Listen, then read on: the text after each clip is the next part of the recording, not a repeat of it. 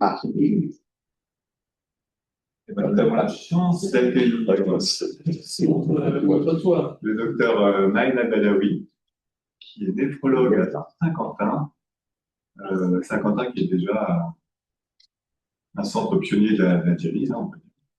Avec son prédécesseur, mais Maël a beaucoup travaillé sur la qualité de la dialyse et il va vous montrer comme quoi la qualité n'est pas uniquement tout, mais ça permet surtout de progresser et une autre façon d'aborder la médecine. Merci, Maël. Voilà, on t'écoute et je passe les diapos si tu veux, ce sera plus facile. oui, pardon?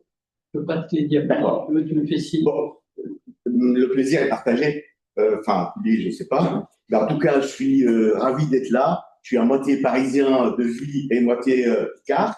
Je travaille à Saint-Quentin. Saint-Quentin, effectivement, c'est une ville de 60 000 habitants.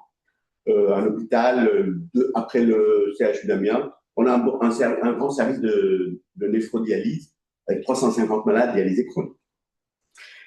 Effectivement, je suis déjà ravi, et je remercie Eric et Stéphane, et j'ai gagné mon salaire en croisant Hélène, que je trouvais croiser un néphrologue aussi qui s'intéresse à la dialyse, à la qualité, pardon, où je me sens, c'est vrai que c'est rare, où on se sent souvent un peu, je dirais, un retrait par rapport de ce qui se passe. On aborde la qualité comme étant un marathon tous les 4 ans lors des certifications. J'ai eu le plaisir, c'était le fruit du hasard, de certifier le premier service de dialyse en France en 2009. Donc, la forme ISO, j'ai occupé quand même, je suis chef de service, chef de pôle, j'ai occupé des postes de présentiel, donc j'ai assisté aussi à l'HAS. Le domaine de la qualité ne m'est pas étrange, mais j'ai une vision un peu particulière aussi. Je dirais aussi, depuis l'année dernière, je suis expert HAS, donc avec quelques visites, mais pas plus que 2 par an. Donc, Stéphane me dit, tu parles de la qualité. Bon, la qualité, j'en ai fait des centaines de présentations en général, forme classique. Donc, j'ai choisi aujourd'hui une forme un peu différente. J'ai trouvé un angle singulier. J'espère, parce que quand même pas mal de jeunes, convaincre que finalement, vous allez voir à la fin le message que j'ai envie de transmettre. Donc, c'est pas un corps de qualité classique, pas du tout. Donc, je l'ai appelé autrement. C'est-à-dire, la face cachée de nos soins, s'il te plaît, Eric. Alors, j'ai 2 questions à se poser. Il faut qu'on se les pose. Peut-on nuire dans d'autres assemblées, si je suis un peu plus à l'aise, j'aurais dit, est-ce qu'on peut tuer un malade tout en étant un excellent médecin? Mais aujourd'hui, pour les diapos, je dis, peut-on nuire un malade tout en étant un excellent médecin? La réponse, méditer, oui. Bah, je donne 3 exemples. Tout ce que je dis, tout ce que je présente aujourd'hui, c'est des exemples vrais. Aucun exemple, aucun produit ne vient d'ailleurs, c'est de chez moi. Bah oui, premier malade, il arrive d'homme dialysé chronique, mais il arrive parce qu'il a été transféré à Saint-Quentin avec son dossier allergie au paracétamol. Et il a présenté déjà un certain nombre de l'AIL là-bas, mais donc on l'avait.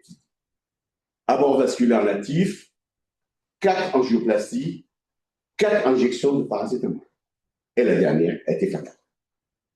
4. C'est-à-dire, l'angioplastie, ça s'est très bien passé. Donc le chirurgien, il est content de son angioplastie. Nous, le malade était très bien dialysé, parce qu'il avait un 4/20,8, mais le malade est décédé parce qu'on n'a pas fait attention. Et le dernier angioplastie, l'anesthésiste qui l'a vu en consulte, c'est lui qui l'a endormi, et c'est lui qui était de garde dans la salle de réveil. Et il a écrit un mot rouge, allergie au paracétamol. Mais le problème, quand l'infirmière l'a appelé, il n'était pas. Il m'a dit, oh, bah, tu lui mets, je peux le mettre en paracétamol, perfectement. Oui, vas-y. Et le malade est décédé comme ça. Donc, on peut faire des soins d'excellente qualité tout en avoir une nuisance réelle ou par d'autres choses que la compétence innée que nous avons tous. Deuxième exemple, syndrome de jonction. Une patiente sympathique, je pense à elle, je ne la connaissais pas à l'époque, syndrome de jonction, elle va voir ton médecin, elle dit j'en ai marre de me changer de son dans double J, unilatéral. Double J tous les 6 mois, j'en ai marre. Bon, elle a un petit caractère sympathique. Elle dit, ne t'inquiète pas, je te prends un autre avis, scintigraphie, pour avoir la fonction séparée. La valeur séparée, la fonction est là. Le deuxième, il lit en l'envers. Elle dit en plus, ah ben, on vous change la sonde sur un rein muet. Néphrectomie, c'est très bien passé. suite opératoire, aucune infection. Le lendemain, anémie, dialysé. Vous voyez, c'est que faut qu'on se pose des questions. Peut-on nuire un patient tout en faisant des soins académiques d'excellente qualité? Deuxième question, comment dévoiler l'invisible? Qu'est-ce que ça veut dire? C'est-à-dire comment éviter dans nos exercices au quotidien le high cloud? Exemple, cet exemple s'était arrivé avec moi. Kelly, une infirmière dans mon service, elle m'appelle à 11h20. J'avais un repas le midi avec Henri. Elle me dit, le malade, bon, ça vous arrive tous, le malade, il entend coaguler, PV élevé, etc. Je peux le débrancher? Elle dit, oui, débranche-le. Donc, on débranche le malade. Kelly, elle est heureuse parce que je ne l'ai pas rebranché. Le malade, il est heureux parce qu'il a fini avant l'heure. Et moi, je suis heureux parce que j'ai assisté et réalisé mon repas. Le malade, il est parti, Kelly aussi. Pour Kelly, cet événement est individuel, elle est partie de là-haut. Le lendemain, Kelly n'est plus là, mais elle n'est plus là, mais c'est bon. Et le malade n'est plus le même. Peut-être le même événement se répète avec d'autres acteurs et reste des événements séparés. Mais si on ne les recense pas, ben, il reste des événements sporadiques. Il a fallu, dans les années 80 ou 79, il a fallu quelqu'un qui dit il faut qu'on recense les accidentés de la route pour savoir en 17 000 décès, on est actuellement à moins de 3 000. Donc, pourquoi il faut dévoiler l'invisible?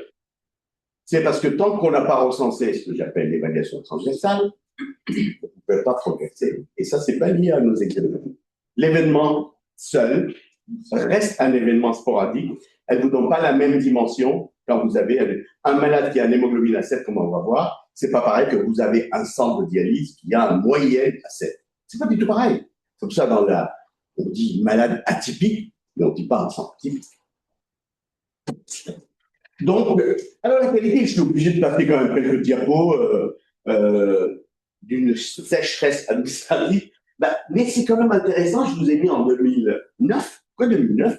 La loi HPST, c'était 2007, le mandat Sarkozy. L'avis sur l'hôpital, qu'on dise en 2 mots, l'hôpital n'est pas une entreprise comme les autres, mais c'est une entreprise. Donc, on a voulu quand même gérer les hôpitaux comme une entreprise. Ça cause des conséquences. C'est la suivante. Mais c'est intéressant ce tour, mais je ne veux pas aller entièrement. Alors, la définition de la qualité, il y en a des centaines. Je finirai par les 2 qui me conviennent le mieux. Je commencerai par le plus classique. Qu'est-ce qu'ils disent? La qualité, c'est délivrer à chaque patient un assortiment des actes diagnostiques et thérapeutiques qui lui assurera le meilleur résultat en termes de santé, conformément à l'état actuel de la science, au meilleur coût pour un même résultat, au moindre risque iatrogène et pour sa plus grande satisfaction en termes de ceci et cela. Capacité d'un produit ou de service à satisfaire à 100% du premier coup. C'est important le premier du coup, c'est-à-dire c'est qu'être à 100% pour toujours et du premier. Suivant, s'il te plaît. Shiba, c'est connu dans les outils de qualité. Il dit, et ça c'est intéressant, la qualité également, c'est normaliser les tâches répétitives et éviter les défauts répétitifs de manière à se concentrer sur les activités créatives. Parce que la qualité aussi vous fera gagner du temps. Ne serait-ce qu'avant que je me lance dans la qualité, mon bureau, c'était actuellement, depuis une quinzaine d'années, mon bureau, il n'y a pas une feuille. Mais en fait, finalement, le 5S des Japonais, il dit si les enveloppes qu'il met à côté, mais tu l'utilises 1 fois par an, et le produit que tu utilises 10 fois par jour, il est loin. Donc, c'est que normaliser les tâches répétitives et pour qu'on se concentrer sur les créativités, ça fait partie de la qualité. Mais là, on est dans la partie un petit peu sèche du topo. Mais qu'est-ce qu'est le produit? Qui est le produit? Il ne faut pas qu'on soit gêné avec les termes. Que le malade, il ne faut pas l'appeler client, on s'en fout. L'essentiel qui est, parce qu'en fait, la qualité, c'est à la fin, c'est la satisfaction du client. L'ISO, la terme ISO, le client à l'hôpital, c'est le patient, mais pas que le patient. Alors, c'est pour ça que je dis qui est le produit, parce qu'en fait, finalement, c'est un produit. Le produit, évidemment, autour du patient, mais c'est une ou un ensemble des séances. C'est pas du tout pareil, on va voir pourquoi. C'est le patient dialysé. Donc, si une séance ou des séances, un patient ou un groupe de patients, mais aussi les autres. Tout le monde autour de nous, c'est les non-partenaires, c'est des clients. C'est-à-dire une infirmière qui a la culture qualité, si le brassard, il faut le ranger dans le deuxième tiroir à droite, il faut le ranger dans le deuxième. Parce que après, c'est sa collègue qui va perdre du temps s'il n'est pas. Donc, il n'y a pas que dans les soins du KT sur V ou taux d'extraction de bêta-2, c'est aussi dans les choses simples. Alors, juste ces derniers diapos administratifs, on va dire, au de ça, il y a des principes dans la qualité, il y en a plus. J'ai recensé ce qui me paraît important. Pour faire plaisir à Stéphane, pas de qualité avec un esprit punitif. Ça, c'est une commettant. C'est-à-dire, on ne fait pas de qualité pour régler notre compte, on ne fait pas de qualité parce que la qualité ne peut pas être adaptée avec le manque de confiance. C'est le contraire. Je donne un exemple là. Donc, ce qui sort de la qualité, c'est la confiance, la compétence et la conscience professionnelle. La confiance, la conscience et la compétence. La compétence, c'est l'accréditation. Quand on dit la qualité, c'est un congélateur. D'accord? Si vous congélez des produits de bonne qualité, ils sortiront de bonne qualité. La qualité, c'est l'organisation, mais pas moi quand si tu dis dans une procédure, il y a un médecin qui a examiné la fistule, c'est pas la qualité qui dit, c'est l'examiner, c'est l'accréditation. C'est pas la même chose. Hein. Mais bon, il y a une partie. Mais la conscience, pas du tout. Si la procédure dit, quand vous branchez un malade de stérile, vous mettez des gants, vous êtes seul, vous touchez le mur, c'est votre conscience qui fera changer le gant, c'est pas la qualité. La même chose, la confiance.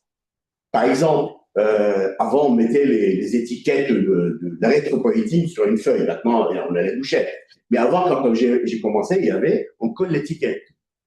Mais quand vous collez l'étiquette, à la fin du mois, vous avez 4 étiquettes, vous dites que le malade, il a eu 4 injections. Non, il a eu les 4 injections parce que je fais confiance à celui qui a collé l'étiquette. Parce qu'il peut la coller sans injecter.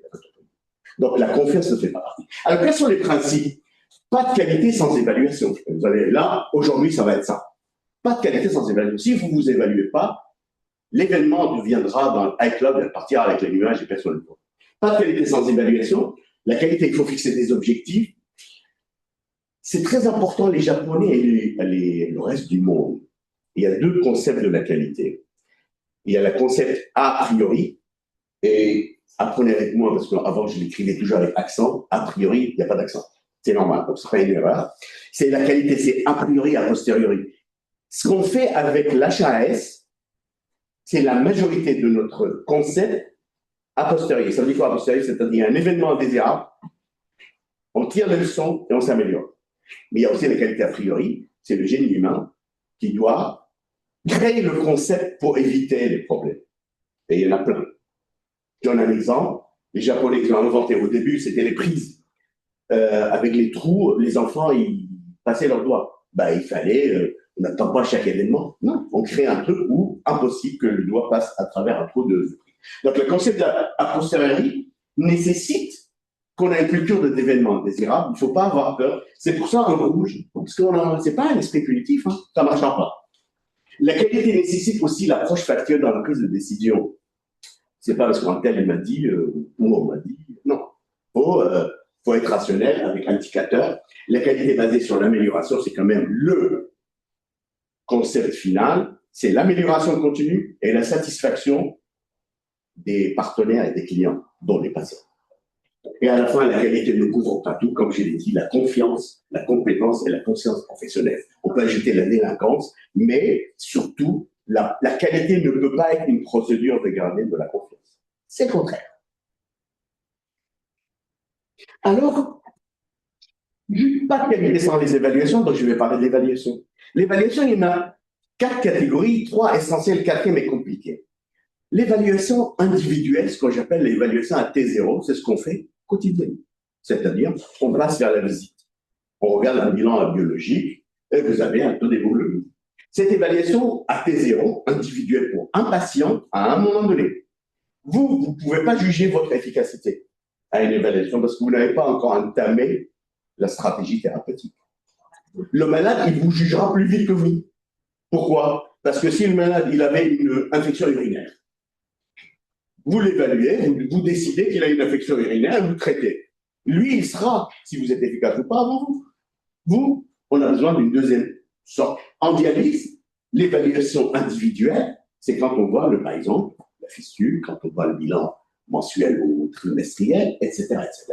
Donc, il y a un focus sur un patient unique à un moment précis C'est une mesure absolue, on n'est pas dans le relatif.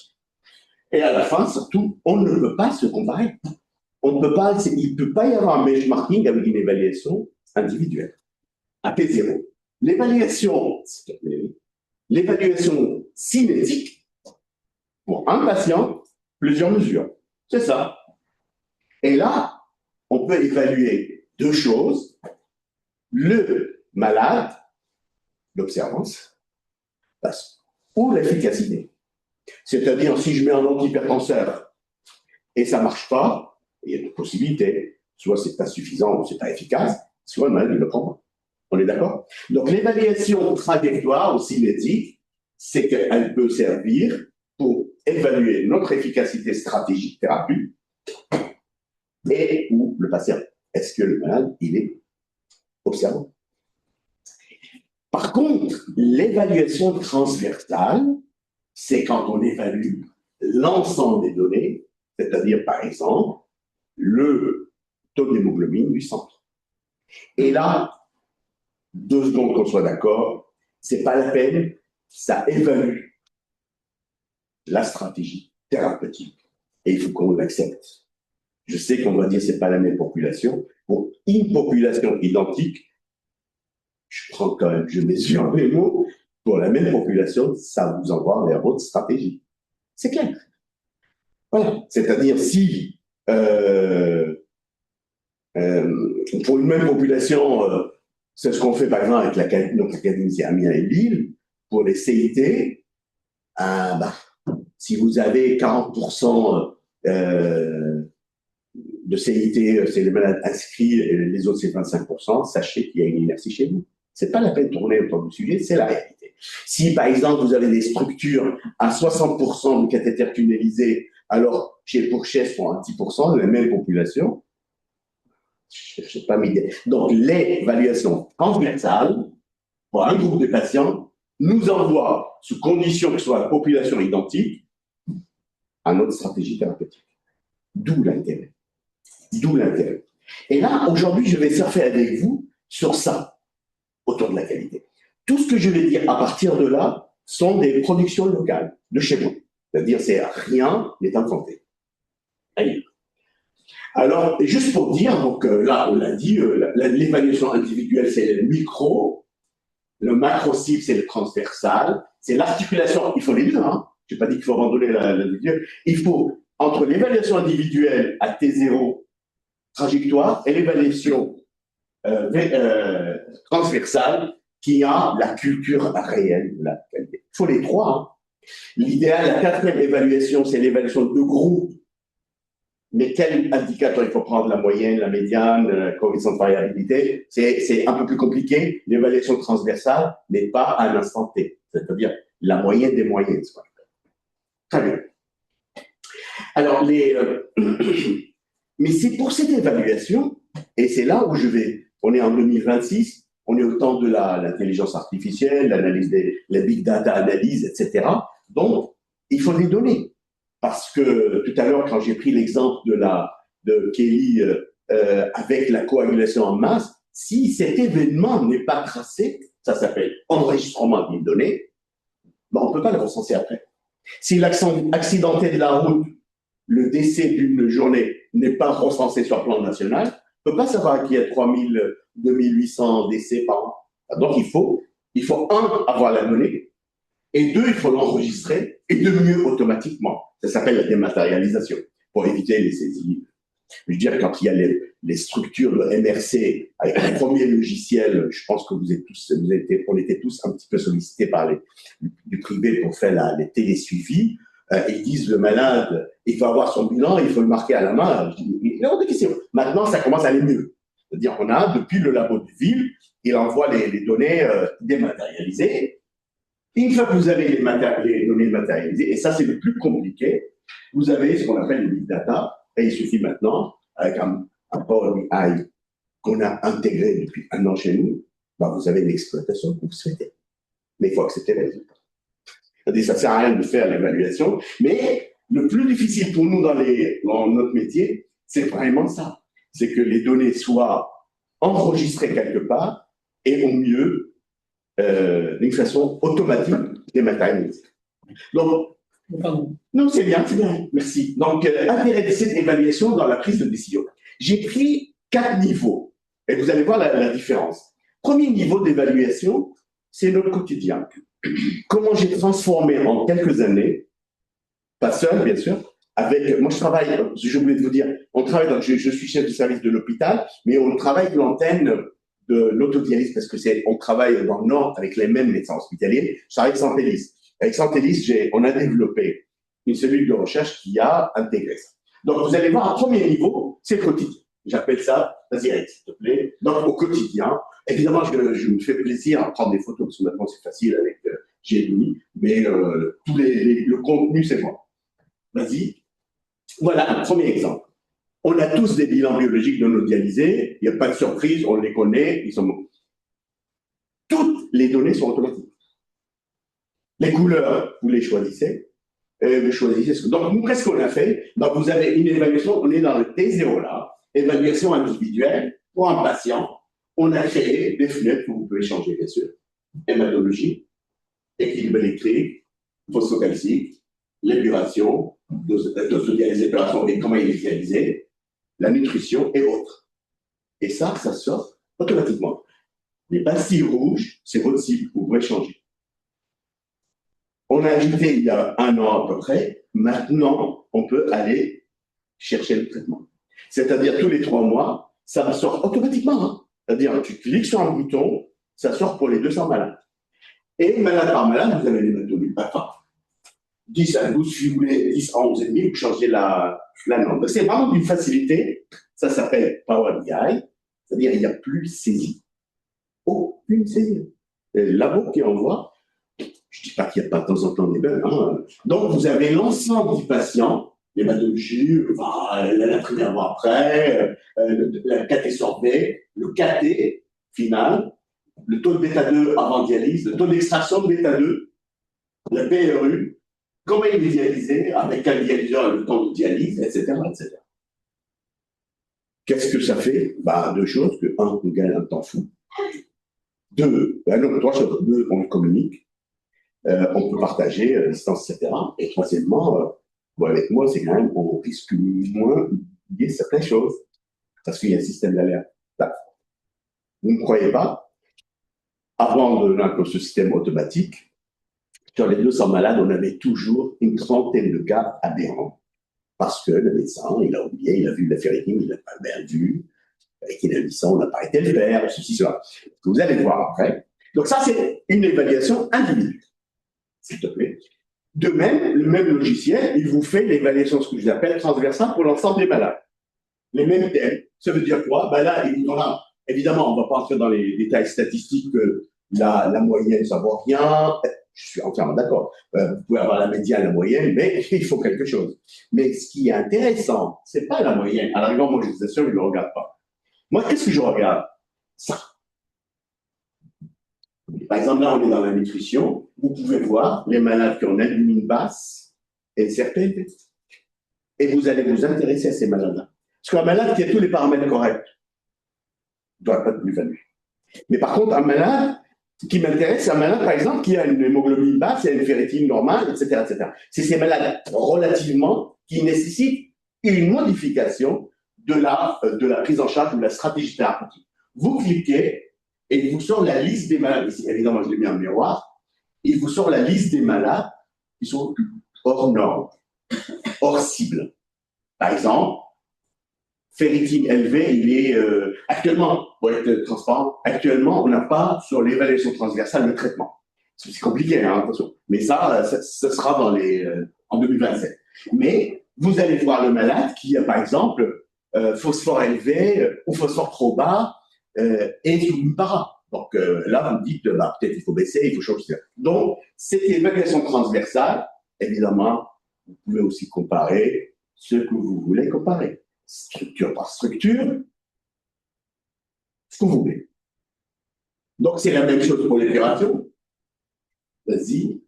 Et le bilan phosphocalcique. Vous voyez, c'est ça. C'est ces fenêtres-là qui sont d'un intérêt énorme pour nous. C'est-à-dire, pour l'évaluation transversale, vous cliquez sur un malade qui a un taux d'hémoglobine bas et une ferritine élevée. Ce sera intéressant. Et CRP. Donc, vous pouvez voir tout ce que vous voulez en direct. Voilà, c'est bon. Donc là, on est sur une évaluation transversale instantanée pour un groupe des malades ou pour un patient. Le deuxième niveau, prise de décision, je l'appelais a posteriori. C'est important ce que ça veut dire a posteriori. A posteriori, c'est-à-dire que vous n'avez pas d'idée avant. C'est-à-dire, en 4 fois, on peut évaluer par une idée très claire. Je dis en présence de ces gens parce qu'on a discuté énormément sur le sodium. Depuis quelques années, depuis 2-3 ans, on a changé nos machines dans l'unité avec les C1008. Les C1008, vous savez bien qu'elles font le cell management. Le cell management, en 2 mots. Tout le monde, on avait tous une idée préconçue théorique sur la dialyse isonatrique qui doit être un petit peu hypocondective, mais à l'isonatrique, c'est bien. Mais bon, deuxièmement, on me dit, est-ce que c'est normal de charger un malade en selle pendant la séance? Hors catégorie garbataire. Est-ce que c'est normal, un malade, on lui dit manger 6 grammes du sel par jour, on lui a apporté 15. Bon, évidemment que c'est pas normal. Bon, quand on met le cell management, on voit, on regarde, on a un miroir, on l'avait pas avant. On voit que finalement, oui, il y a des malades qu'on leur donnait 15 grammes par séance, par jour, par séance du sel. Et on lui dit mange 6. Donc, on a mis le système, mais c'est pas ça. Donc, on a dit, mais Japa, est-ce qu'on va, en dehors de mettre le cell management avec une diffusion à 0, maintenant, on fait quoi? Donc, ça, si j'appelle à posteriori, c'est-à-dire, lancez-vous dans l'évaluation, peut-être ça vous ouvre des champs où vous ne les connaissez pas. Mais donc, gestion du sodium, on a fait une étude comparative, et là, en même temps, vous allez voir la puissance des données, désormais, qui sont relativement faciles. La période A, on n'avait pas les data, les data, tout a été manuel, parce que c'était en 2024. La période B, c'est à partir de janvier 2025, vous allez voir, mais en même temps, de septembre à février 2026, sur 6 mois, on a eu quand même pas mal de données. Donc, la période A, on était comme tout le monde, on dialysait mal, nous, on était à peu près autour de 138, avec les néphrologues dépendants, mais on était dialysé à constant, 138 pour tout le monde, à peu près. On regardait l'anatrémie, mais ça, c'est pour la théorie. Les personnes adaptées, on modifiait le dialysa, c'était aléatoire. La période B, on est dans le cell management. Le cell management, vous savez, le cell management, c'est-à-dire selon la natrémie machine, qui correspond totalement à la natrémie biologique, la machine, elle mettra. Si elle est à 136, c'est à 136. Si elle est à 134, 134, la cellule 8 ne descend jamais en dessous de 128. Donc, l'analyse a été portée sur 176 malades. Voilà la dernière feuille. J'ai dit, jusqu'à 2025 janvier, on était comme ça. On était avec des papiers. Des papiers saisis par la cellule de recherche, malade par malade. Les 176 malades, vous imaginez le volume. Et ça, c'est vraiment la dernière feuille saisie. Parce qu'à partir de février 2025, on est basculé, tout était matérialisé. D'où je veux bien insister, parce que là, on est pas sur un point de gestion de sodium, sur la qualité. La qualité, il faut des données. Et les données, il faut que ce soit sécurisé. Sécurisé égale dématérialisé, c'est-à-dire automatique. Vas-y. Donc là, c'est une étude de la deuxième phase, donc automatique. On l'a fait de septembre 2025 à février 2026. Le système, il a pu analyser 2 600 000 données sur 14 000 séances. En papier, on n'aurait pas pu le faire. Donc, c'est juste pour dire qu'on a pris ce qu'on veut, vous lui demandez. Donc, on a dit, tiens, c'est pour ça que je l'ai appelé indicateur a priori, a posteriori. Je ne savais pas ce que je vais trouver. En dehors que le système de cell management marche et la diffusion de sel est à 0. S'il te plaît. Donc, voilà ce que ça nous a donné. Ça nous a donné, en dehors que le système marche, mais ça, je m'en fous parce que je le savais. C'est pas moi qui l'ai inventé, mais tout le monde sait qu'il marche. On a trouvé que finalement, quand on bascule en cell management, et ça a été prouvé par d'autres structures, à Saint-Malo, à Montpellier et à Rouen. On a fait les mêmes études, parce qu'on fait partie du même club sodium, et c'était exactement le même. Quand vous avez vous passez en cell management, vous basculez, la courbe de la répartition du sodium elle se normalise. C'est-à-dire qu'on a eu moins de hyponatrémie que dans la dialyse à constant. Et ça, on l'a prouvé à plusieurs reprises. Actuellement, on est en train de faire une étude de relancer le malade en 138, ça se confirme. Donc, deuxièmement, et là aussi, on l'a trouvé tous ensemble, mais là, il y a moins de prise de poids intradialytique avec le cell management qu'avec le dialysat constant, ce qui est logique, absolu, parce que dans le sens où, en moyenne, quand on a dialysat constant, on charge les malades en sel, en moyenne, hein, de 1,6 g par sein, et ici, si on est à 0, donc le malade prend plus du poids. Le but, c'est pas ça. Et le delta-natrémie, on était évidemment positif avant. Delta-natrémie, c'est avant moins après. Et là, on est quand même hypoconditif. Ce qui a prouvé, ce qu'il disait Petit Clair, qu'en dialyse isonatrique, il sera hypoconditif, et ce qui est vrai. Deuxièmement, on s'est intéressé, et ça, je ne le savais pas avant, sur le concept de set point. Le concept de set point, c'est un concept physiologique. On dit que le patient, pas que le patient d'ailleurs, on tend vers une stabiliser notre natrémie. C'est-à-dire, nous, citoyens, si on mange une pizza hyper salée, la natrémie va monter. Et on va déclencher sensation de soif et le système connu pour boire, pour équilibrer, pour remettre la natrémie à sa base. Ça s'appelle le set point. Mais on n'a jamais dit en combien de temps ça se fait. Je ne sais pas si c'est 3 jours. Alors, les dialysés sont coupés par 3 séances en dialyse. 3 séances. Si vous perturbez leur natrémie, le set point, il devient fou. Et finalement, donc on a voulu, sur les 14 000 séances de la base, donc on avait plus de données, voir est-ce que la natrémie chez nos malades est stable. C'est-à-dire les mêmes patients, est-ce qu'ils ont une natrémie stable? Donc on a fait ce qu'on a coefficient de variation. Selon les études, hein, c'est pas moi qui ai inventé le chiffre, c'est j'ai mis les références en bas. Quand il y a un coefficient de variation inférieur à 2%, la variabilité on considère faible, moyenne de 2 à 4%, et supérieure à 4%, c'est de la maladie d'espèce. Qu'est-ce que ça a donné chez nous? Et on a vu que finalement, les malades, en résumé, les malades hyponatrémiques, inférieurs à 135, ils ont une coefficient de variabilité très dispersée. Et ça, c'est ce qu'on avait comme impression en faisant la visite. Quand on avait les feuilles, est-ce que vous avez vu les feuilles? On voyait des malades, ben, c'est pas possible, il y a 132, 135, 128. Alors les malades aux alentours de 136, au-delà de 136, ils ont une natrémie plus stable. Ce qui veut dire, quand vous passez en cell management, avec une diffusion zéro, comme j'ai dit, vous basculez les courbes à droite, vous aurez moins de dispersion de natrémie. Je ne parle pas de dispersion aiguë, hein. Le courbe en V, les malades qui sont hémodilués ou insuffisants cardiaques momentanés, ça c'est autre chose. Hein. Je parle des malades chroniques qui vont bien. Je ne parle pas des malades aigus, parce qu'on sait que la natrémie prédialytique, chez ces malades-là, on a une courbe en V, le malade il est hémodilué, insuffisant cardiaque, il se met et après, vous corrigez ce qu'il faut et il remet sa natrémie. Je parle de la dispersion d'un malade chronique stable.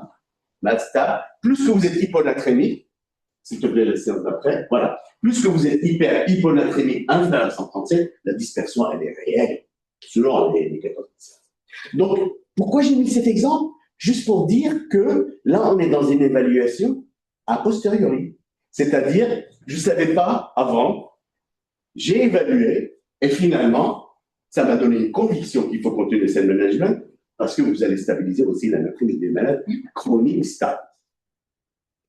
Maintenant, on est dans la prise a priori. C'est-à-dire quoi? C'est-à-dire, vous savez ce qu'il faut faire, on vous le dit, dans la littérature, dans les recommandations, mais tant que vous n'avez pas évalué, vous ne savez pas si vous avez fait ou pas. Style, l'UF. À l'UF, moi je me rappelle d'un temps où je passais une fois le soir, j'étais de garde, je n'étais pas de dialyse, et je voyais un malade bleu, et l'infirmière m'a dit, qu'est-ce qu'il avait commis? 7 litres en 4 heures. Ça, on faisait, hein, dans le temps, on faisait, ça a choqué.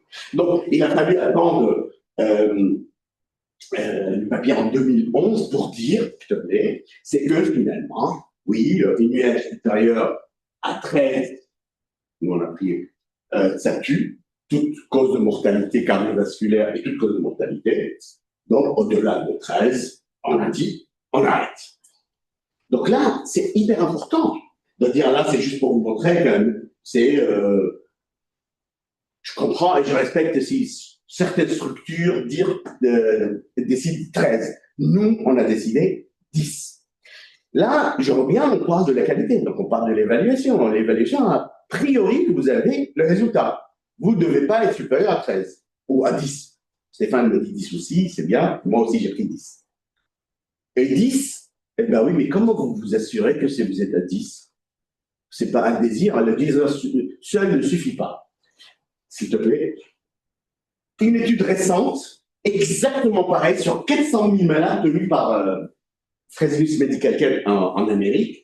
400 000 malades, elle trouve la même chose. C'est que c'est un indicateur intéressant. Vous prenez le poids de sortie de malade, vous le multipliez par 3 et vous ajoutez 330, c'est le moyen chez eux. Protecteur.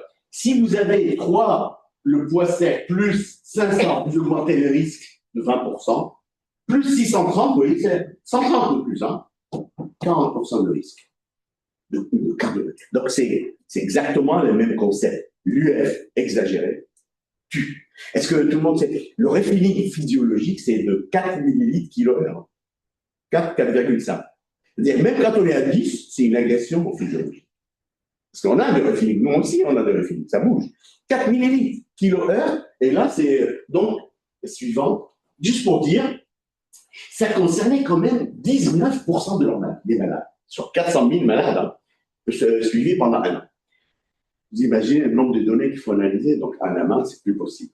C'est juste un message pour dire, c'est qu'il faut la dématérialisation et il faut des systèmes puissants d'exploitation, de mieux c'est milliards, et pour nous faciliter la vie et pour avoir une idée plus claire, 20%. Donc, OK, maintenant ça devient une certitude, une quasi-certitude. En tout cas, si vous êtes convaincu, qu'est-ce qu'il faut faire? Il faut dire, il ne faut pas dépasser. Si vous dites à une infirmière donnée, il ne faut pas dépasser, alors il faut s'évaluer. Et là, ce qu'on a fait on fait depuis 4 ans. S'il te plaît. Alors, voilà un exemple de requête. Tout est automatique, je dis. Hein. Quoi automatique? Vous avez le malade, vous avez son poids, vous avez l'UF que vous avez fait sur le logiciel. Enfin, nous, on a hémadialyse, hein, juste pour ne pas faire de la publicité. Il y a en général Medware et hémadialyse, ça donne la même chose. Ça, c'est une requête qui est faite par hémadialyse. Hein. C'est notre IPA qui met de couleur, mais c'est une extraction de la requête hémadialyse et un peu de couleur. Et je peux vous jurer, depuis 4 ans, elle le fait tous les mois, s'il te plaît, Eric. Voilà ce qu'elle sort. Ça, c'est 2025. Donc, regardez ici, juste, on a 4 structures d'autodialyse. À Saint-Quentin, lui, Chauny et Perron. Et là, vous avez, mois par mois, unité par unité, combien de malades qui dépassent le 10. Et en tout, l'UF moyenne de la structure. En moyenne, on est entre 5 et 6 millilitres kilo. Ça m'a choqué qu'on n'ait pas, c'est pas élevé, mais en moyenne.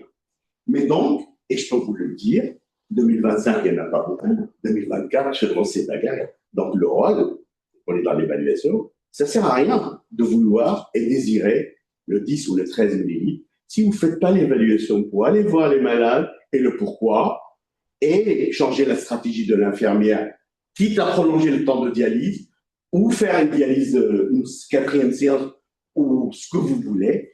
Mais tant qu'on n'est pas sur le terrain en train de dire recensé sur le plan de l'évaluation transversale, on ne peut pas. Ça devient juste une impression. Alors maintenant, donc là, premier cible, c'est au quotidien, tout le monde le sait, évaluation individuelle à l'instant T. Pour un malade, pour un groupe. La deuxième, c'est une évaluation, mais je ne sais pas tout ce que je vais trouver. La troisième, j'évalue déjà le cible, donc je vais l'appliquer. Mais là, quelquefois, c'est la cible à trouver, parce qu'il n'y a pas de recommandation. Je donne un exemple, le dysfonctionnement des cathéters tunnelisés. Tous, on est affrontés à ça. Soit on dit faire ce qu'on peut, au mieux, s'il n'y a pas de thrombus intraluminal, hein, qu'est-ce qu'on fait? L'urokinase de temps en temps, on l'activise. Mais est-ce que vous êtes trop ou pas trop? Parce que ça peut aussi jouer un rôle. Donc, mais j'ai pas de cible. Si, s'il te plaît. Donc, on n'a pas de cible officielle. Hein. On a trouvé une équipe belge de Bonquin qui a fait une étude sur l'urokinase. Hein. Qu'est-ce que ça donne comme résultat positif sur le dysfonctionnement de cathéter? Donc, j'ai pris juste, on a dit, finalement, il a trouvé que par rapport au placebo, c'est mieux avec l'urokinase. Et il a dit, tiens, si vous êtes, on était à 4,8 événements d'urokinase d'utilisation par 1000 jours de traitement. Comme je n'ai pas de recommandation, je m'appuie sur ça. Donc, on s'est appuyé sur ça. Et là, depuis 2 ans, on regarde le dysfonctionnement de cathéter telle qu'elle est évaluée par l'utilisation de l'orkinase. Et l'utilisation de l'orkinase, c'est facile à recenser parce que c'est facturé. Bon, quand on est facturé, il n'y a pas de données qui se perdent. Et finalement, donc tous les mois, on fait pareil. On est à 3,8 événements par 1000 jours de traitement. Ça vaut ce que ça vaut, mais au moins, parce qu'on n'est pas dans les mêmes recommandations de l'hémoglobine qui soit à 10,5 à 12, ou l'UF à 10 à 13, là, c'est pas fort, mais au moins, vous pouvez dire, tiens, je m'accroche sur quelque chose. Et à la fin, vous n'avez pas de cible du tout. Est-ce qu'il ne faut pas s'évaluer si on n'a pas de cible? Ah si. Dans ce cas-là, vous devenez votre propre cible. C'est-à-dire, un événement, je ne sais pas, je n'ai pas de référence. Par exemple, coagulation en masse. Évidemment, la meilleure référence, c'est 0. Et vous savez bien que la vraie vie ne peut pas être 0. Qu'est-ce qu'on fait? Ben, on s'évalue et on regarde mois par mois, est-ce qu'on est mieux en attendant des études, en attendant ceci, ou en attendant cela.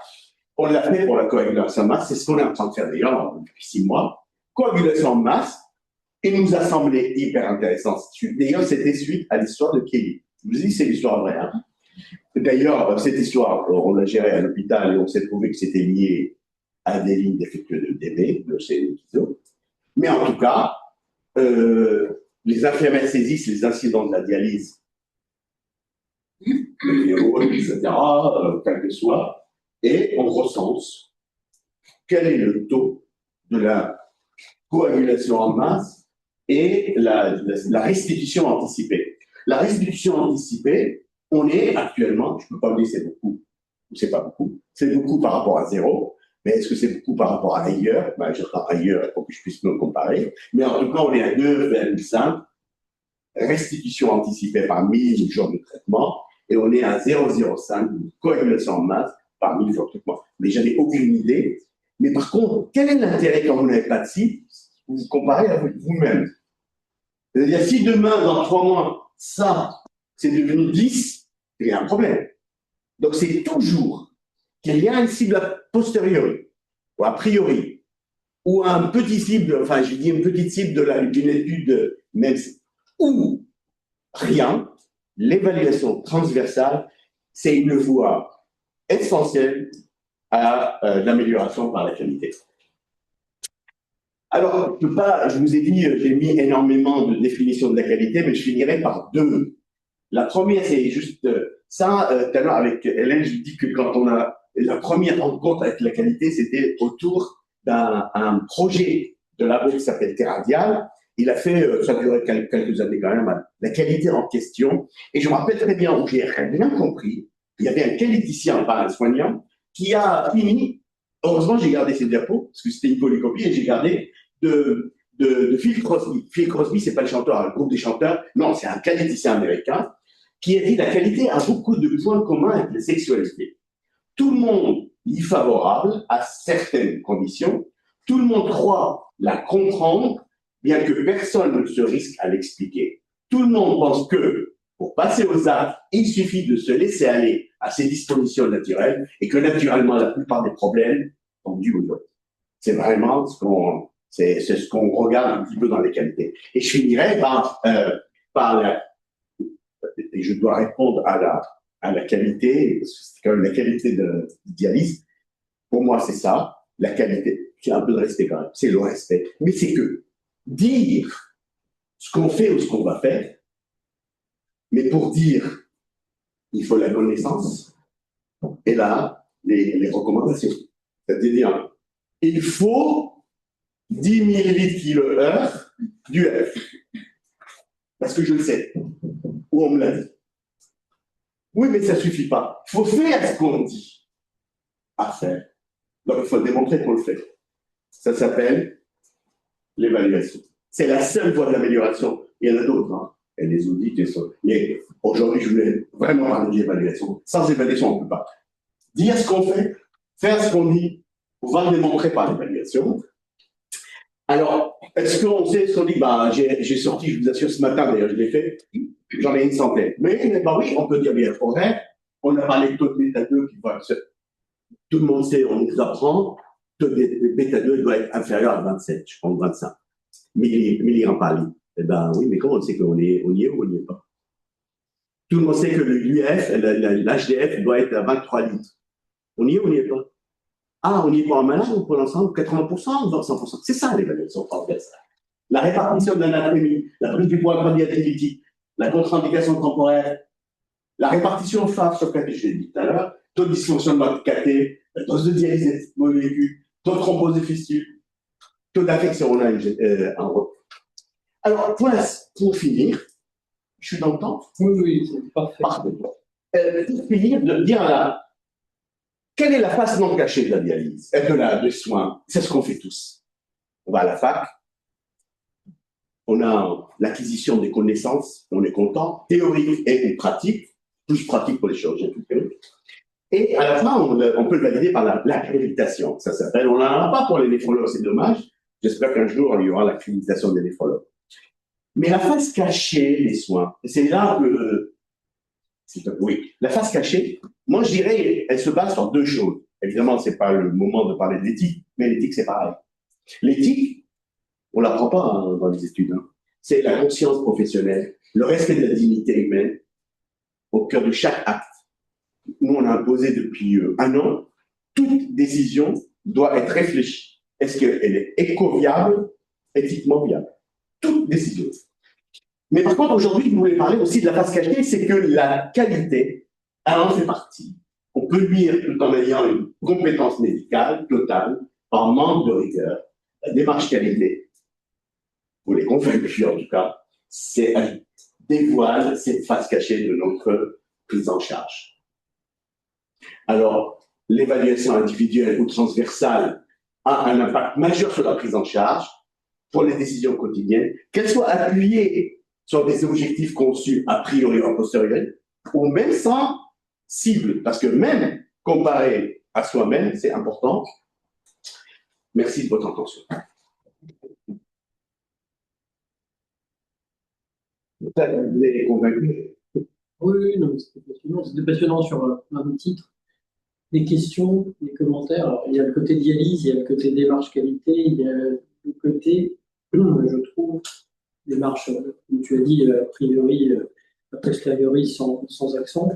Puis il y a le côté outil. Je sais pas, vous avez des questions ou pas? Moi, je me demandais en fait depuis combien de temps dans les établissements les démarches qualité elles sont prises en compte, évaluées, et quels sont les moyens qui ont été parce que tout ça, ça demande des moyens, quelles que soient les démarches. Quoi. La démarche qualité dans les hôpitaux, si on prend l'HAS, c'est lancé il y a 22 ans. Mais évidemment, on avait du retard majeur. Au début, c'était pour mettre des ports coupe-feu, pour faire etc. La deuxième partie, c'était la partie la plus désagréable, parce qu'on était. Je partage pas tout avec leur concept, hein, mais c'est comme ça. Deuxième pas, c'était créer des commissions, la douleur, etc. On prenait le compte rendu et ils étaient satisfaits. Depuis maintenant quelques années, surtout la version là, c'est vraiment ils sont sur le terrain. Là, ça commence. Alors les moyens, il faut se battre, c'est sûr, parce que oui, il y a un investissement au début. La démarche qualité qui sera, à mon avis, le plus fructueuse, c'est quand on transforme le concept en culture. En culture. C'est-à-dire, c'est que on ne peut pas échapper à ça. Mais donc là, on peut gagner. Par contre, au début, moi, entre nous, hein, je fais partie du Club Sodium en France. Mon ami, Mélanie et Franck Leroy de Rouen, ils sont encore avec les papiers. Qu'est-ce que tu veux leur demander? Ils vont pas venir saisir l'initiance. Alors, je suis conscient de ça. Mais oui, mais il faut se battre. J'étais quand même relativement choqué quand j'ai appris en 2026. On a encore des structures où ils n'ont pas de logiciel. Donc, on ne va pas t'enregistrer, on ne va pas t'enregistrer pour pas envoyer aux collègues de Rouen. Oui. Ils sont par ailleurs très très. Oui. Sur la dialyse, ils sont top. Sur beaucoup de choses. Oui. Mais on n'a pas de logiciel non plus, et c'est ce que je voulais dire, c'est que je sais pas, Hélène, tu as peut-être des remarques. Non, mais merci beaucoup. Hein. Déjà, ça fait plaisir d'avoir d'autres dans la qualité d'agents qui apprécient ça. Et puis, ça résume tout, c'est-à-dire que je pense que la qualité, il ne faut pas la laisser aux qualiticiens, en fait. Absolument, je suis entièrement. C'est pour ça que j'ai gagné mon salaire aujourd'hui. Je trouvais un néphrologue qui était là. Non. La difficulté, c'est par exemple, l'exemple simple des infections de qualité. avec Eric, on fait tous les 3 mois des réunions de service, on se check. Et donc, tous les 3 mois, on dit alors, Tom, tu recueilles une infection de caté. J'ai jamais eu le temps de saisir, mais il recueille une infection de caté. Donc, j'ai toutes les données, elles sont là, elles sont tracées, les classeurs de police. Mais si tu veux, moi, j'ai pas le temps, et c'est difficile, et je sais pas comment tu mets ça en place. Vu en plus, on n'est pas informatisé, c'est vraiment le temps de la saisie des infos, c'est ce que tu dis, la dématérialisation. Mais ça, pour comprendre, en fait, on n'arrive pas à trouver le temps médical pour le faire. Et je ne sais pas comment tu as réussi à mettre ça en place. Pour être honnête, Allez. si on n'a pas. Moi, j'ai investi énormément parce que j'ai compris depuis quelques années que la clé, sans l'enregistrement des données, la dématérialisation. J'ai de la chance d'avoir Santélis. On a investi. C'est moi qui ai créé le cellule de recherche avec tous les valises qu'on appelle les valises que vous avez vues. Ça m'a pris tout ce qui est là, c'était mon invention. C'est-à-dire les feuilles, les valises 1, les valises 2, le malade par malade, les pastilles, c'est moi qui ai choisi les couleurs. Mais on a de la chance, pour être honnête, on a de la chance à voir ça. Si tu n'as que des papiers, tu es obligé de réduire, être un peu moins exigeant sur l'essentiel. C'est pas possible. Tu peux pas saisir des natrémies en pré-dialyse sur 14 000 séances. C'est pas possible. Non, mais du coup, on perd le. Oui, mais il faut investir sur l'informatique. Ça, c'est sûr. Alors, oui, très bien, mais je ne vais pas faire ni de cours ni de conférence, c'est pas la question.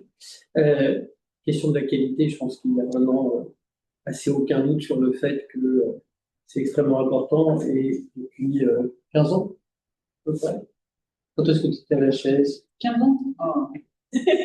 Non, pas 15 ans. 12. 2017. Ah non, ça va alors, pas 10 ans.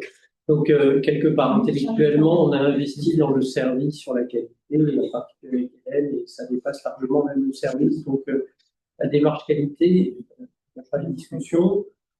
Juste, là aussi, quand même, une petite remarque, c'est-à-dire que, comme tu as dit toi-même, c'est-à-dire que la qualité ne peut pas être coercitive. Et donc, c'est parfois des reproches qu'on trouve. Enfin, bon, on sait très bien, tu as vu, hein, dès que tu sors de l'ascenseur, on est, grâce à Hélène en grande partie, sur l'ensemble du GH, habilité, haute qualité des soins, c'est absolument génial. Mais c'est un petit côté coercitif quand on passe les marches qualité, mais ça, on sait bien. Mais bon, j'ai pas de doute. Sur le côté a priori, a posteriori, j'ai pas de doute. C'est pour ça que je disais, le troisième niveau, ce sont les outils. Et tu as peut-être, alors, je ne parle pas en taille, hein, je parle en agilité. Tu as beaucoup plus de dialysés que ce qu'on a ici, ou même que ce qu'il y a dans les flux du centre, à 350 patients, dialysés chroniques. C'est ça la réalité des choses. Mais je pense que tu as plus facilement une écoute pour la mise en œuvre d'outils. Donc, ce qu'on peut avoir quand on fait partie d'une grande structure comme la PHP. Donc, une des difficultés, sans parler du côté budgétaire, etc., c'est de se mettre d'accord. Parce que globalement, ça va plutôt au plus petit commun des dénominateurs et chacun pense avoir raison. Et puis, il y a aussi l'appétence ou pas pour les nouveaux outils, avec pas de smartphone, mais plutôt un téléphone à touche, on exagère, et pas de WhatsApp. C'est-à-dire, voilà, je pense qu'en effet, des outils d'IA, je le vois et je suis un peu déçu sur le côté de néphrologie, cela dit, en tout cas sur ce que je vois à la PHP, c'est qu'il y a plein de projets, j'arrête pas de recevoir mission informatique, des projets d'IA en gastro, en radio, en radiothérapie, enfin bref, je ne vois pas terriblement, en tout cas sur la PHP, de projets IA qui, à mon avis, sont en effet la solution parce que tu as les datas, tu les analyses et tu arrives avec un clic à reposer une question un peu différente. Je ne suis pas un passionné d'IA, je pense que ça n'a pas de limite, et ça, je ne sais pas quoi répondre parce que c'est globalement des décisions institutionnelles et certains d'entre nous sont relativement impliqués. Les décisions institutionnelles dans un énorme c'est un petit peu plus compliqué que même si tu as beaucoup de patients dans les 4 ou 5 structures que tu as, où c'est probablement plus familial, si on peut dire comme ça, entre Guise, Chauny, Saint-Quentin. En fait, je suis tout à fait, évidemment, déjà, quand on parle de l'évaluation, on est dans c'est juste pour être convaincu que finalement un événement sporadique ne signifie pas grand-chose par rapport à, et c'est que ça évalue la stratégie thérapeutique quand on fait une évaluation transversale.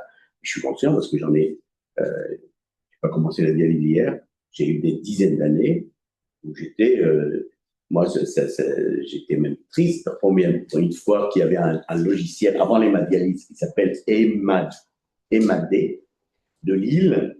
On est arrivé à ça pour faire des tableaux de requêtes d'exploitation. L'IA, ici, c'est pas l'IA profonde, c'est l'IA de premier degré. C'est-à-dire, c'est juste au lieu de faire un business object, qui était un système d'exploitation, il fallait passer des heures à le programmer. Là, on lui parle. C'est-à-dire, on a les données, tu dis, je veux faire ça, il le fait. Il y a vraiment ça en 3 minutes. C'est ça l'avantage. Mais par contre, j'en ai souffert. J'en ai vraiment souffert. Où j'ai travaillé pendant 1 an avec et à la fin, le logiciel, il a fait faillite et il est parti. Donc, tout un travail pour 1 an. Ça, j'en suis conscient. Évidemment, ici, à Paris, ça va être un peu plus compliqué. Oui, je parle pas de l'effectivité, hein, je parle. Ouais. Mais, il y a ce qui est vrai, c'est que finalement, si on voudrait, faut être déjà théoriquement convaincu, après, il faut se battre. Après, moi, ce qu'on faisait avant, par exemple, Stéphane, quand on parle de, nous, on a le registre d'infection depuis 10 ans. Donc, on prend le taux d'infection par 1000 jours de traitement. Et c'est vrai qu'on le fait jusqu'à aujourd'hui relativement manuellement, parce que les infections sont saisies par la suite, mais on n'a pas. Qu'est-ce qui est saisi? En fait, finalement, on a fait, au début, c'est les médecins. Enfin, quand on fait la visite, on a des cartons jaunes. Après, c'est qu'il y en a un tous les 3 mois, il va les faire. On le fait à l'ancienne pour l'instant. C'est ce qu'on a dit tout à l'heure. Il faut dégager l'énergie pour la mettre là où ce qui peut être plus rentable. C'est compliqué. Je sais que c'est compliqué. Encore une fois, tu prêches un convaincu. Des questions? C'est passionnant, enthousiaste. C'est bien. Merci de votre accueil. C'est un plaisir. Merci. Alors, j'espère que ça a fait